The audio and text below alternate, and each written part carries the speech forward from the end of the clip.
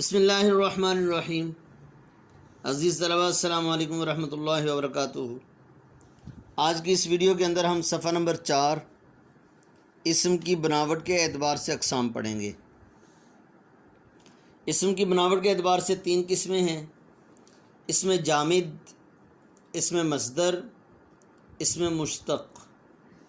اس کو مشتق نہیں پڑھنا، لفظ مشتق میم کے اوپر پیش آئے گی، مشتق۔ ان تعریفوں کو یاد کرنے سے پہلے اپنے طور پر ہنٹ کے طور پر کچھ مثالیں آپ کو بتاؤں گا جو کہ ہماری زندگی کے اندر بھی موجود ہیں۔ دیکھیں، ہم نے سورہ اخلاص پڑھی، بسم اللہ الرحمن الرحیم، قل هو اللہ احد اللہ الصمد لم یلد ولم یولد ولم یکن لہ کفوا احد۔ اب اللہ جل شانہ ایسی ذات ہے، اس کے اندر یہ بتایا گیا کہ نہ تو وہ کسی کا باپ ہے اور نہ وہ کسی کا بیٹا، یعنی نہ وہ خود جنا ہے اور نہ اس سے کوئی اور جنا ہے۔ تو اس میں جامد کی تعریف بھی یہی بنے گی کہ اس میں جامد وہ اسم ہے جو نہ خود کسی سے بنا نہ اس سے آگے کوئی اور لفظ بن سکا۔ دوسرا یہ کہ خود تو کسی سے بنا لیکن اس سے آگے کوئی نہیں بن سکا۔ اس کی مثال اسم مشتق ہے کہ اور آج کل کے اعتبار سے وہ آدمی جو کہ شادی شدہ نہ ہو اور فوت ہو جائے، کہ وہ خود تو پیدا ہوا، خود کسی کی اولاد بن گیا لیکن اس سے آگے کوئی اولاد نہیں بن سکی۔ تیسری قسم جو ہے وہ یہ کہ خود تو کسی سے نہیں بنا لیکن اس سے آگے بہت سارے الفاظ یا بہت ساری چیزیں بن سکیں، جیسا کہ حضرت آدم علیہ السلام خود کسی کے بیٹے نہیں ہیں لیکن ساری کی ساری انسانیت حضرت آدم علیہ السلام کی اولاد ہیں۔ دوبارہ آپ ترتیب کے ساتھ سن لیں کہ جو نہ تو خود کسی سے بنا نہ اس سے آگے کوئی بن سکا، اللہ جل شانہ۔ اس کو ہم اردو گرامر کے اعتبار سے اس میں جامد کہیں گے۔ دوسرا یہ خود کسی سے نہیں بنا، اس سے آگے بہت سارے بن سکے۔ حضرت آدم علیہ السلام کسی کے بیٹے نہیں لیکن پوری کی پوری قیامت تک آنے والے سارے انسانوں کے باپ ہیں، وہ ان سے پیدا ہو رہے ہیں، ان کی نسل آگے چلتی جا رہی ہے۔ اور تیسرا یہ کہ خود تو کسی سے بن سکا لیکن اس سے آگے کوئی نہیں بنا، جیسا کہ وہ آدمی جو کہ شادی شدہ نہ ہو، یعنی غیر شادی شدہ کا آدمی جو کہ دنیا سے چلا جائے یا زندہ بھی رہے، وہ بھی مثال بن سکتی ہے، لیکن غیر شادی شدہ ہو، کہ خود تو کسی کی اولاد ہے اپنے ماں باپ کی لیکن اس سے آگے کوئی اولاد اس کی نہیں ہے۔ دیکھیں جی، اب کتاب کی طرف دیکھیں۔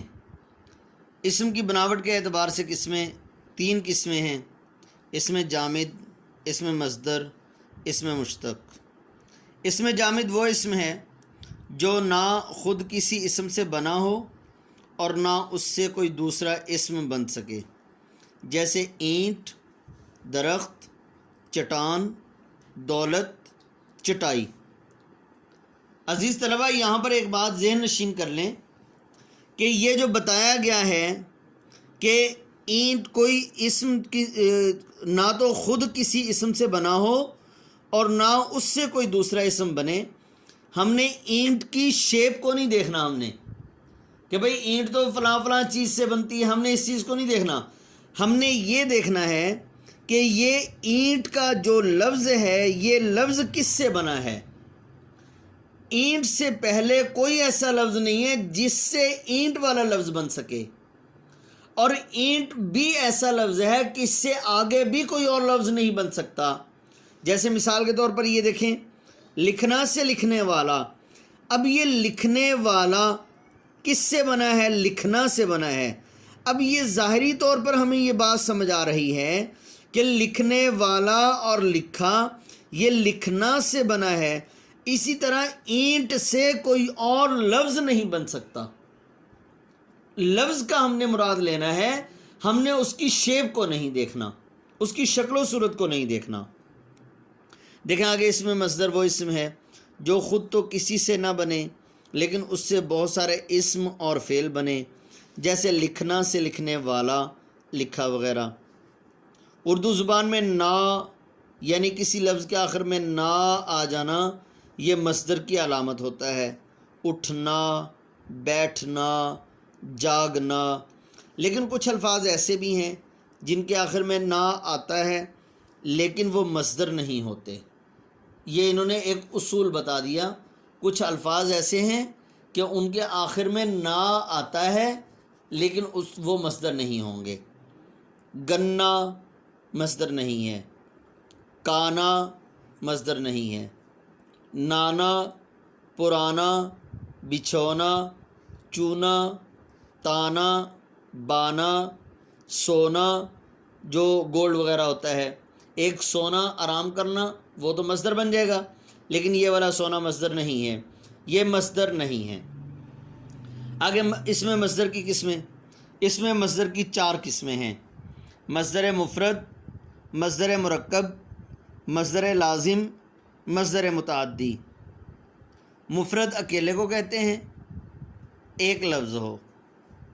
مرکب کوئی دوسرا لفظ ساتھ مل جائے، یعنی 2 یا 2 سے زیادہ الفاظ کا مجموعہ.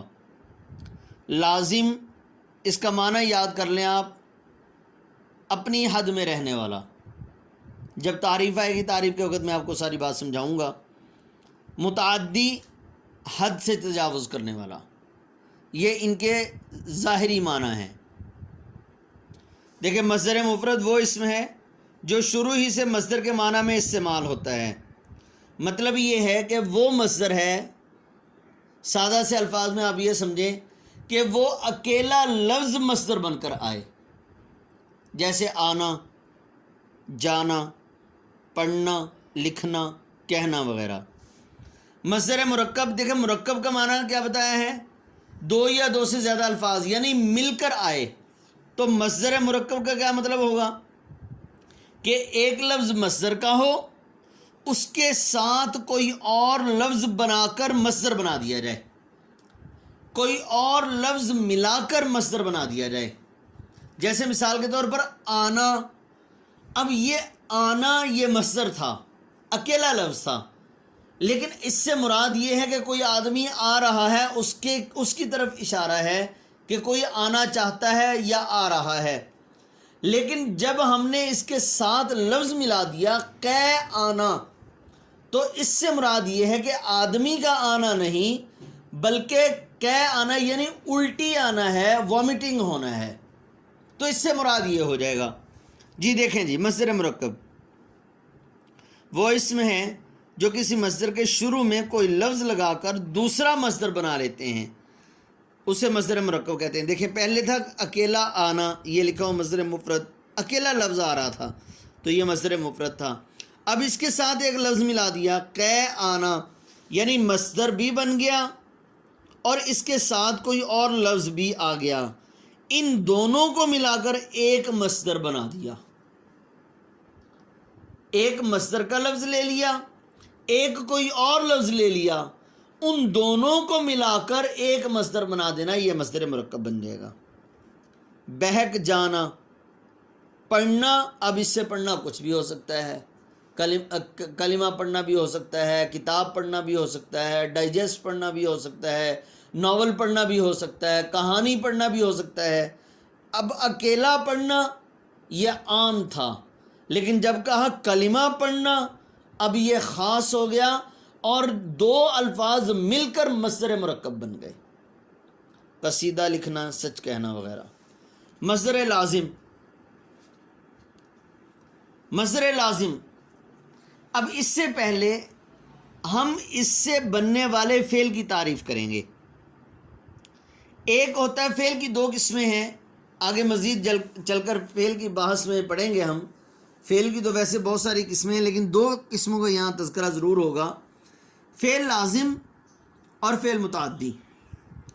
فعل لازم کا میں نے آپ کو معنی بتایا، جو اپنی حد میں رہے، مطلب یہ ہے کہ وہ فعل جو ہے اپنی حد میں رہ کر صرف فاعل پر اپنی بات پوری کر دے، وہ اس کو مفعول تک جانے کی ضرورت نہ ہو، صرف سبجیکٹ تک اپنی بات پوری کر دے، بات سمجھا دے۔